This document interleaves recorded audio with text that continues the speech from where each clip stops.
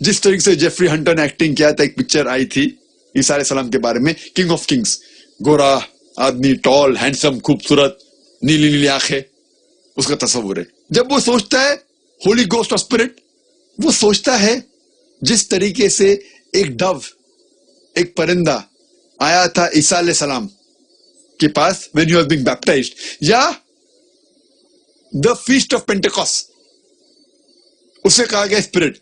उसके तीन तस्वुर, अलग तस्वीर रहते दिमाग में। जब हम पूछेंगे आप जब ट्रिनिटी के बारे में सोचते हैं आपके कितने तस्वीर है, कितना तस्वुर आपके दिमाग में, तो वो कहेगा एक, वो झूठ बोल रहा है। तीन अलग अलग डिफरेंट तस्वुर है। जब फादर का सोचता है he has a different picture. When he thinks about the son, he has a different picture. When he thinks about the spirit, he has a different picture. 1 + 1 + 1 3 होता है, 1 नहीं। Hope that answers the question. Paper slip पर आए हुए सवालात के ये आखिरी सवाल है इस कड़ी का। आपने कहा है कि लिबास दूसरे मजहब की यकसानियत वाला न हो।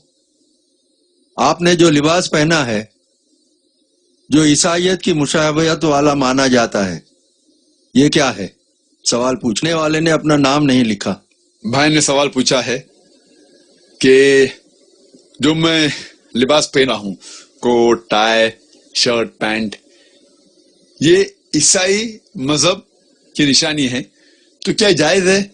तकरीर में तो मैंने कहा कि वो लिबास जो दूसरे मजहब की निशानी हराम है। इस सवाल का जवाब मैं देना चाहता हूं। लोग को गलत फहमी है कि टाई और कोट ईसाई मजहब की निशानी है। जब हम बाइबल पढ़ेंगे, बाइबल में कहीं भी नहीं लिखा है कि टाई ईसाई की निशानी है। ये गलत फहमी है लोगों में कि टाई क्रॉस की निशानी है। मैं जानता हूं कई मुसलमान सोचते हैं tie is a sign of cross, ये टाई सलीब की निशानी है इसलिए हराम है। अगर हम तहकीक करते हैं, ये टाई सबसे पहली बार पहना गया था क्रोशिया में, to keep the garments on the body. ये क्रोशिया का एक कल्चरल ड्रेस था, शुरू उधर, लाइक अ बो टाई स्टार्टेड देयर, वहां से शुरू हुआ और फिर फैला। ये टाई ईसाईयत की निशानी है ही नहीं। और एक रिसर्च किया गया था एक शख्स ने रियाद में इसके ऊपर ही, उसे कहीं भी ये नहीं मिला कि टाई ईसाई की निशानी है। ये तो हमारे मुसलमान जो वेस्टर्न कल्चर के खिलाफ है, ये कहते ये टाई और कोट, अगर आप कहते वेस्टर्न कल्चर, मुझे कोई एतराज नहीं, लेकिन ये कहना कि ईसाई की निशानी है बिल्कुल गलत है, बिल्कुल बेबुनियाद है। कहीं भी बाइबल में जिक्र नहीं। आप अब्रॉड जाएंगे तो हिंदू भी कोट टाई पहनता है, मुसलमान भी पहनता है, क्रिश्चियन भी पहनता है। ये हमें गलत फहमी है कुछ मुसलमानों को। और जब आप ये अरब लोग जब टोप पहनते, हाथ ऊपर करते हैं, तोप अगर पहना हुआ इंसान और हाथ ऊपर करता है, वो तो लिखता है क्रॉस जैसा, लेकिन थोड़ी तो ईसाई मजहब में निशानी है ईसाईयत की, वो तो पहन सकता है। लोग बोलते शर्ट मत पहनो, कुर्ता पहनो। कमीज अरबी लफ्ज है शर्ट के लिए। कमीज का जिक्र कुरान मजीद में कई जगह है। सूरह यूसुफ में सूरह नंबर 12, कुर्ते का जिक्र है ही नहीं, कमीज का जिक्र है कुरान मजीद में। क्या है जानते, यूसुफ अलैहिस्सलाम भागते और पीछे से शर्ट फट जाता है, उसका जिक्र है, कहानी है यूसुफ अलैहिस्सलाम की। कमीज कैसा था, हो सकता है ऐसा ना हो, बट कमीज का जिक्र है। तो लोग को गलत फहमी है कि शर्ट, कोट, टाई, आप कोई भी कल्चर को फॉलो कर सकते हैं अगर वो शरीयत के खिलाफ नहीं है। वो कल्चर अगर शरीयत के खिलाफ है तो आप फॉलो नहीं कर सकते। अगर ये वेस्टर्न कल्चर है, कोट पहनना शरीयत के खिलाफ है तो हराम है, शरीयत के खिलाफ नहीं तो मुबाह है। लेकिन और एक कल्चर है वेस्टर्न कल्चर में, शॉर्ट्स पहनना, ये कल्चर शरीयत के खिलाफ है, क्योंकि मर्द लोग का सतर है नाफ से लेके घुटने तक। तो अगर मैं कहूं कि वेस्टर्न कल्चर फॉलो करके शॉर्ट्स पहनूंगा तो हराम हो जाएगा, क्योंकि शरीयत के खिलाफ है। लेकिन शरीयत में कहीं नहीं लिखेला टाई मत पहनो, कोट मत पहनो। तो टाई और कोट पहनना मुबाह है। मैं ये नहीं कह रहा हूं कि मुस्तहब है, मुस्तहब नहीं, فرض بھی نہیں، مستحب بھی نہیں، مباح ہے. پہننے کا ہے تو پہنو، مت پہننے کا ہے مت پہنو. اچھا لگتا ہے پہنو، نہیں لگتا ہے چھوڑ دو. میں تھوڑی زبردستی کر رہا ہوں.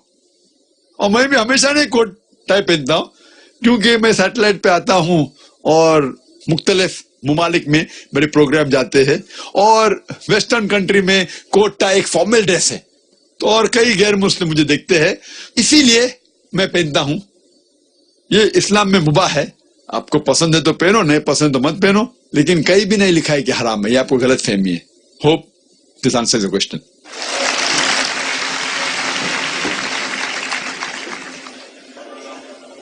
آپ سب کی طرف سے، اس کیمپس کے سب ذمہ داروں کی طرف سے ڈاکٹر ذاکر نائک صاحب کا میں شکریہ ادا کرتا ہوں. یہاں پہ جو مجمع جمع ہے بہت ینگ لوگ ہیں. میں چاہتا ہوں کہ پونا سے بھی کوئی ذاکر نائک تیار ہو.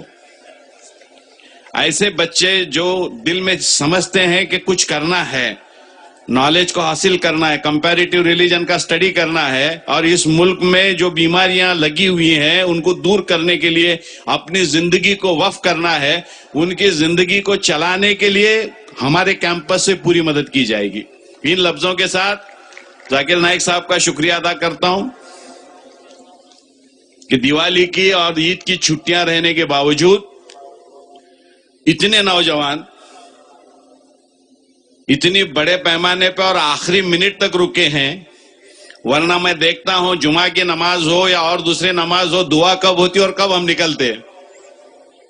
ایسے بیک گراؤنڈ کے اوپر جب آپ بول رہے تھے، کیونکہ آپ قرآن کی بات کر رہے ہیں، لاجک کی بات کر رہے ہیں، حقیقت کی بات کر رہے ہیں، اور میں ان لفظوں کے ساتھ آپ سب لوگوں کا شکریہ ادا کرتے ہوئے اگلے سال واپس ملیں گے، اس سے دگنی تعداد میں ملیں گے، اور امن کا پیغام پورے ہندوستان میں آپ کے ذریعے ہم پھیلانے کی کوشش کریں گے. بہت بہت شکریہ.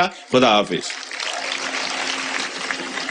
قد أتانا الرسول هاديا للعقول رب تمم لنا أمرنا بالقبول